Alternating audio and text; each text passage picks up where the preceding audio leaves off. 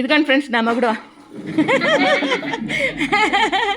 మొగుడు మొగుడు అని మారం తీసేస్తుంది మంజులమ్మ. కామెడీనా కాబట్టి చేసేది. బంగిలి పల్లి మామిడి పండు రంగు తీసింది,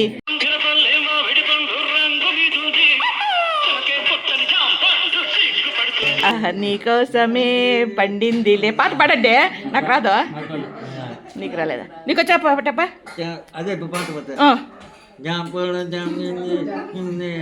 ఏమిటండి మీరు మాట్లాడేది?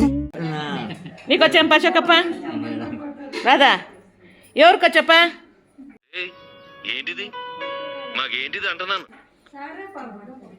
సార్కే రాలేదంటనే. నువ్వు పాడతావమ్మా గంగా? పాడా.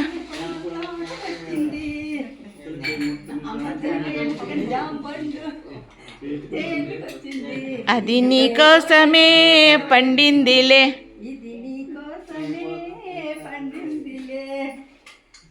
అంతే, అందరికీ అంతే వచ్చు, అంతకుమించి ఎవరు రాలే. నీకొచ్చామ్మా పద్మ? నీకొచ్చాప్పా? ఎలాప్పా నీకొచ్చా? ఏంటి మమ్మీ ఎవడీడు? ప్రతాప్ రాదా?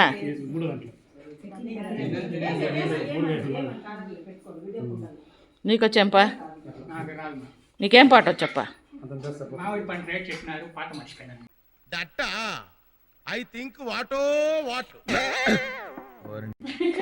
రేట్ చెప్పే పాట మర్చిపోతే ఫోన్లే.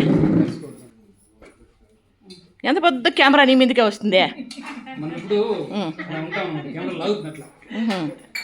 నా చెయ్యి ఎక్కడ తిరిగి అట్లా తిప్పితే కొట్టుగా ఇట్లా వచ్చేస్తా. అది ఏమంటారంటే కెమెరా ఎప్పుడు మన పక్కన ఏం తిరుగుతుందంటే ఫోటో జెనెటిక్ ఫేస్ అంటారు కదా, మనం ఇప్పుడు ఫోటో జెనెటిక్ ఫేస్. ఎవరో మొన్న నేను రప్ప కామెంట్లో సార్ భలే యంగ్గా ఉండారని. ఎనర్జెటిక్గా ఉంటాం కాబట్టి నా పక్క కెమెరా తిరుగుతూ ఉంటుంది. అవునా? ఇప్పుడైతే అన్నప్రసాదం గురించి మాట్లాడుకుందామండి.